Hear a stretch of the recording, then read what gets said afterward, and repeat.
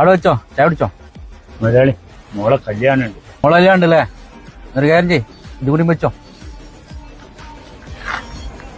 മുതലാളി നിങ്ങൾ എന്തിനാ ഒരു പരിചയമില്ലാത്തൊക്കെ ഇങ്ങനെ വാരിക്കൊരു പൈസ കൊടുക്കുന്നത്?